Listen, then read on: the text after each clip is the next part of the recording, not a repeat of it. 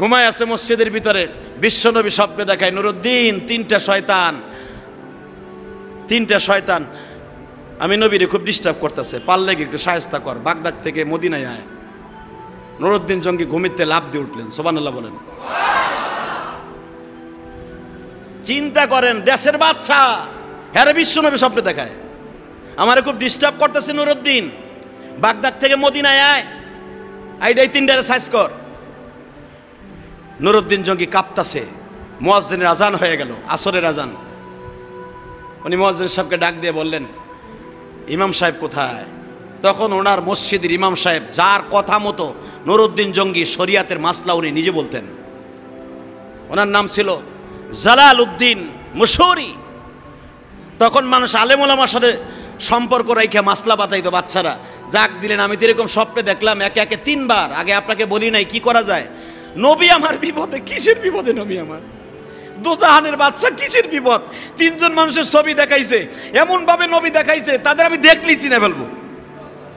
এরা আমারে খুব ডিস্টার্ব করতেছে, নুরুদ্দিন এদেরকে একটু শায়েস্তা কর। ইমাম সাহেব বলে দিলেন, জালালউদ্দিন সাহেব বলে দিলেন, হযরত আপনি এই মুহূর্তে এখানে থাকা যাবে না, আপনি তাড়াতাড়ি মদিনায় চলে যান। হয়তো আমার নবী যে কোনো বেঈমানের হাতে, হয়তো নবীর রওজা কোনো সমস্যার মধ্যে আছে, আপনি তো অতি দ্রুত অ্যাকশন নেন। নুরুদ্দিন জঙ্গি ওই জামানায় 16,000 সৈন্য লইয়া মদিনায় এসেছে। 16,000। উনি যখন বাগদাদ থেকে আসলেন, মদিনার সমস্ত গোলাম বান্দি সব ওনার সামনে চারিদিকে বীর হয়ে গেছে। হুজুর, অসময় আপনি ইনফরমেশন না দিয়ে চলে আসলেন, কথা বলা যাবে না। আমি নুরুদ্দিন জঙ্গি বলছি, 1 সপ্তাহ পর্যন্ত আমি মেহমানদারি করাবো, আমি সবাইকে খাওয়াবো। কেন খাওয়াবো এটা কারো কাছে বলবো না। একটা লোক মদিনার বাইরে যেতে পারবে না, একটা লোক কোন অনুষ্ঠান, আমার অনুষ্ঠান বাদ দিয়া কোন অনুষ্ঠানে যেতে পারবে না। এবং আমি এক একটা কওমের মানুষকে এক এক দিন খাওয়াবো, শুধু একদিনে সবাইরে খাওয়াবো না। সবাই আশ্চর্য হয়ে গেল, উনি কি বলতে চায়, উনি কি পাগল হয়ে গেল নাকি এই বয়সে, বুড়া বয়সে? বাজানরে প্রথম দিন খাওয়াইলেন ওই দেশের বড় লোকদেরকে, সবাই খায়, আর উনি চায়ে চায়ে দেখে উনি কোনো খাবার খায় না, উনি রোজা।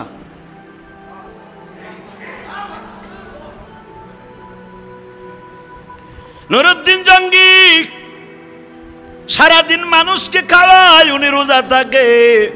তসবিহটা হাতে নিয়ে পিছনের দিকে আসামির মতো দুরূদ পড়ে, আর নবীর রওজার পাশ দিয়ে ঘুরে আর বলে, নবীজি প্রথম দিন খাওয়াইলাম, ওই বদমাস 2টারে তো পাই না। দ্বিতীয় দিন আবার দাওয়াত দিয়ে খাওয়াইছে, দ্বিতীয় দিনও বাজান পায় না, তৃতীয় দিন হয়ে গেল পায় না। এতিমের মতো মদিনার অলিতে গলিতে ঘুরে, পায় না গো বাবা, পায় না। নুরুদ্দিন জঙ্গি চতুর্থ দিন সব যারা বাকি ছিল, 7 মাইল 8 মাইল দূরে যাদের বাড়ি আছে তাদের বাড়িতে ঘুরে আর দেখে, কিন্তু নবী যাদের চেহারা দেখাইছে এই 2-3টারে পায় না। নুরুদ্দিন জঙ্গি মনে মনে ভাবলেন, আমি এখন কোথায় গেলে এদেরকে পাবো? নবী যাদেরকে দেখাইছে নবীরে ডিস্টার্ব করে, আমি কোথায় গেলে তাদেরকে পাবো? একটা জায়গায় পাবো, রব্বে কারিম না পাওয়াইলে পাওয়া সম্ভব নয়। সেজদায় পড়ে নুরুদ্দিন জঙ্গি কাঁদে, নবীর রওজার স্বর্ণের গেলাপটা ধরে কাঁদে, নবীর রওজার খুঁটি ধরে কাঁদে, নবীজি আপনি আল্লাহরে বলবেন না ওই বেঈমান 2টারে আমি কোথায় পাবো গো? আপনারে যে ডিস্টার্ব করে সে মোমেন হতে পারে না। নুরুদ্দিন জঙ্গি কোন রকম ভাবে পায় না। বাজানরে পুরা মদিনা তন্ন তন্ন করে ফেললো। নুরুদ্দিন জঙ্গি মন্ত্রী সভাদেরকে ডেকে বলে, তোমরা সত্য কথা বলো তো, এই মদিনার বাউন্ডারির ভিতরে এমন কোন লোক আছে কিনা? তাদের দেখতে দবদবা ভরসা, তাদের দাড়িগুলা কিছু পাক ধরছে, মাথায় 24 ঘন্টা পাগড়ি থাকে, এই কোয়ালিটিতে লাঠিও থাকে, তরবারিও থাকে, তাদের হাতে খঞ্জরও থাকে। এই কোয়ালিটির মানুষ মদিনার ভূখণ্ডে কোথাও আছে কিনা? আর আমি যেই 4-5 দিন দাওয়াত খাওয়াইলাম, এর ভিতরে এমন কেউ আছে তারা খায় নাই? একজন এমপি দাঁড়ায় বলে, হুজুর সবাই আসছে কিন্তু 3 জন মানুষ আসে নাই। নুরউদ্দিন জঙ্গি বলে, এটা আমাকে আগে বললে না কেন? হুজুর আপনি তো জিজ্ঞেস করেন নাই, আপনার সামনে তো ডরে কথাই কম যায় না, ডরে কি বলবো, কি হয়ে যাবে। হুজুর আমি দেখছি এই 4 দিনের ভিতরে এই এলাকার মধ্যেই তারা থাকে। জান্নাতুল বাকি কবরস্থানের ওই কনাডায় পাহাড়ের নিচায় তাদের ঘর আছে। নুরউদ্দিন জঙ্গি বলেন, কোথায় চলো তো দেখি। বাজানরে যখন তাদের বাসার সামনে গেছে, ওই বেঈমানগুলা ঠিক পেয়ে ফেলেছে। ও ভাইরা, একটা কথা মনে রাখো, সারা দুনিয়ার ইহুদি কিন্তু বিশ্ব নবীর শত্রু, মুসলমানের শত্রু, আমার আল্লাহর শত্রু। সারা দুনিয়ার ইহুদিরা আমার নবীর যেমন শত্রু, কিয়ামত পর্যন্ত মুসলমানের শত্রু।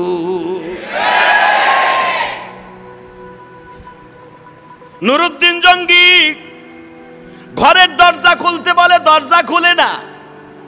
দরজা বারবার বলতেছে, আমি এই দেশের প্রাইম মিনিস্টার, দরজা খুলো, খুলে না। পিরাপিরির পরে দরজা খুলছে, অনেক সময় পরে দরজা খুলছে। দরজা খুলে প্রথম যে ব্যক্তি দরজাটা খুলছে, নুরউদ্দিন জঙ্গি চোখের পানি ছেড়ে দিয়ে কয়, পুলিশ রে, কনস্টেবল রে, তাড়াতাড়ি বাদ দে। এমপি দৌড়ে এসে, হুজুর এরা তো এই দেশের সবচেয়ে বড় বুজুর্গ, এরা কারো বাড়ি যায় না, কারোটা খায় না, শুধু মাঝে মাঝে মসজিদে নবমীতে নামাজ পড়তে আসে, আর দাওয়াত ও তাবলীগের কাজ দিন বইরা করে। ইশারের নামাজের পরে তারা ঘরে ঢুকে, ফজরে মাঝে মাঝে আসে, নালে আসে না। এরা বড় বুজুর্গ, এরা দাবি করে আমরা সবচাইতে বুজুর্গ, আমাদের কারণে মদিনায় এত রহমত। হুজুর এদের গায়ে হাত দিলে আমাদের দেশে গজব নামবে। নুরউদ্দিন জঙ্গি বলে, একটু পরেই বুঝতে পারবে কত নাম্বার বুজুর্গ। চোরের মতো বেঁধে ফেলা হইল। বাদিয়া যখন পিঠ মোড়ল দিয়া বেঁধে ফেলেছে, নুরউদ্দিন জঙ্গি থোতার নিচে হাত দিয়া বলে, বল আমার বিশ্বনবীর সাথে কি বিয়াদবি করছু? বলে না, বলে না। একজন বলছে, কি বিয়াদবি দেখতে পারেন বাজে, এমন ভাবে তারা এমন প্রসেসে কাজ করছি, ও মুসলমান ভাইরা, শরীরের লোম পর্যন্ত এখন দাঁড়িয়ে যাবে। নুরউদ্দিন জঙ্গি বলে, কেমনে বল, কি বিয়াদবি কেমনে করছুর? বোঝার কোনো সিস্টেম নাই। উপরে একটা পালং আছে, তার নিচে একটা মাদির পাতা, এর নিচে আবার বাবা চামড়ার ব্যাগ দিয়া বেঈমানগুলো একটা সুরঙ্গ পথ খুঁজছে। এইখান দিয়া বিশ্বনবীর লাশটা চুরি করে তারা ইসরায়েল চলে যাবে। তারা চিন্তা করলো, মুসলমানে তো পাওয়ার দেখায় একজন মাত্র মানুষের কারণে, কারণ তার জেসেম মানুষের জন্য, মাটির জন্য হারাম। মুহাম্মদ সাল্লাল্লাহু আলাইহি ওয়াসাল্লামের কথা বলে তারা সারা দুনিয়ার মানুষ মদিনায় সালাম দিতে আসে, আর বলে রহমতের নবী। এই রহমতের কারণে সারা পৃথিবীতে রহমতের বৃষ্টি হয়। তোকে রহমত উঠাইয়া কই মাছের মতো ভাগা দিমু কুট্টা কুট্টা করিয়া।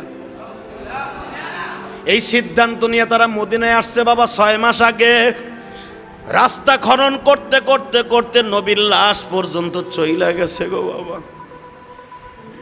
আর যদি আর একটা রাত সুযোগ পাইতো, আমার নবীর লাশে হাত দিতে পারতো এই বেঈমান 3 জন।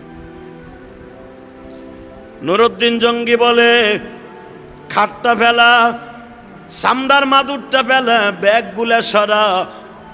নুরউদ্দিন জঙ্গি একটা টর্চ লাইট লইয়া বাবা গর্তের মধ্যে নামছে।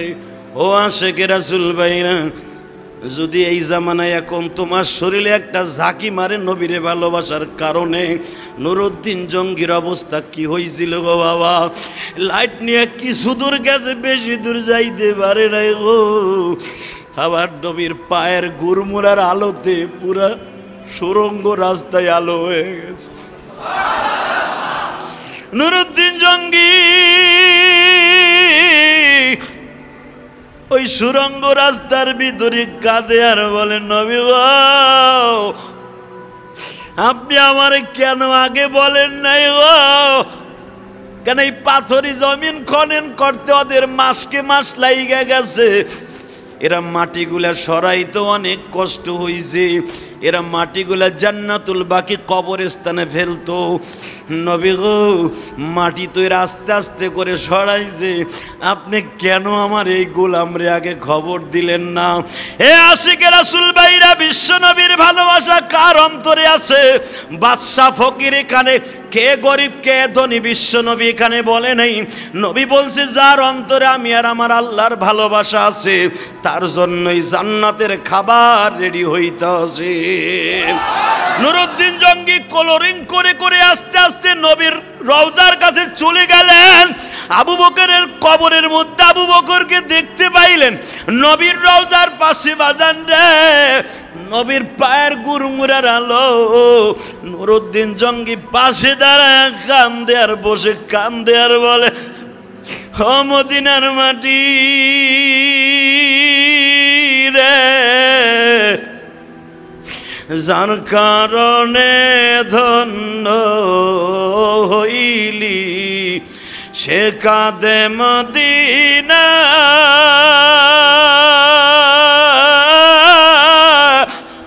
রহমাতের নবীজি আমার শোয়া রওজাতে।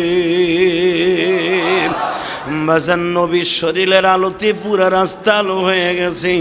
নুরুদ্দিন জঙ্গি ওখানে দাঁড়াই জিয়ারত করলেন। বাজানে একজন মাত্র বাদশা বিশ্ব নবীর কদমে চুমা দিতে পারছিলেন, তার নাম হলো নুরুদ্দিন জঙ্গি। এর আগে আর পরে কেউ পারে নাই গো বাবা, কারণ এই ঘটনা ঘটছে 557 হিজরিতে ঘটছে। এই নবীর ইন্তেকালের 550 550 বছর পরে, এই 550 বছর পরের পর্যন্ত কোনো মানুষ নবীর শরীরে হাত দিতে পারে নাই। হয়তো জেসেম মোবারক অথবা স্বপ্নের মাধ্যমে নবীর সাথে অনেকে মোলাকাত করছে, সরাসরি নবীর গায়ে নুরুদ্দিন জঙ্গি হাত দিতে পারছে। নবীর কদমটা বুকের মধ্যে নিয়ে কাঁদে আর বলে, নবী আমার বিয়াদবি হয়ে গেছে, আমার শাসন আমলে ইহুদির বাচ্চা আমার নবীরে এই পর্যন্ত বিয়াদবি করতে পেরেছে। বাজানরে নুরুদ্দিন জঙ্গি আটকায়া দিয়ে রাতের অন্ধকারে ঘুমিয়েছি, আওয়াজ হইতেছে, নুরুদ্দিন রে, আমি নবীরে যদি ভালোবেসে থাকো, আমার দুইজন শ্বশুর আবু বকর আর ওমর আর আমি নবীকে আমার রওজাটাকে নিচের থেকে অন্তত 100 ফুট মাটির নিচের থেকে সীসা দিয়ে ঢালাই দিয়ে দাও। ও হাদিস আব্বাজানরা, আপনার আমি যে দেইখা সালাম দেই, এটা হলো সীসার প্রাচীর গো বাবা। এরপরে হলো ওয়াল, এরপরে হলো নবীর রওজা। নবীর রওজা এত সহজ নয় গো বাবা। যেই ছিদ্র দিয়ে আপনি আর আমি দেখি, এই ছিদ্র দিয়ে প্রথম সীসার ওয়ালটা দেখা যায় বাবা। কিয়ামত পর্যন্ত এই সীসা ভেদ করে আর আমার নবীর রওজার লাশ চুরি করার তো দূরের কথা, হাত দিতেও কেউ পারবে না। কথাটা কেন অষ্ট বললাম? নুরুদ্দিন জঙ্গির মতো এত বড় তেজস্ব বাচ্চা যে নবীর পায়ের মধ্যে চুমা দেওয়ার সুযোগ আল্লাহ দান করছিলেন, নবী তাকে বলছিলেন, নুরুদ্দিন রে, তোর কপাল কত ভালো রে নুরুদ্দিন, তোর মতো একটা বাচ্চা আমার শরীর ধরতে জেসেম মোবারক ধরতে পারলি। আমি নবী তোরে একটা ওয়াদা করায় যাই, কিয়ামতের মাঠে আল্লাহ যদি কাউকে মাফ করে, হয়তো তাদের ভিতরে তোমার নাম থাকতে পারে, তবে এই কাজগুলো তুমি করবি। নুরুদ্দিন জঙ্গি এর পরেও বাবা যখন নামাজে দাঁড়াইয়া যাইতেন, এইরকম কলার পাতার মতো নাচতেন আর কাঁপতেন। আর আমরা মসজিদে আইসা 5টা মিনিট থাকতে চাই না, কারণ আমার আল্লাহ বলছে মাছের কলিজা আমি তাদেরকেই খাওয়াবো।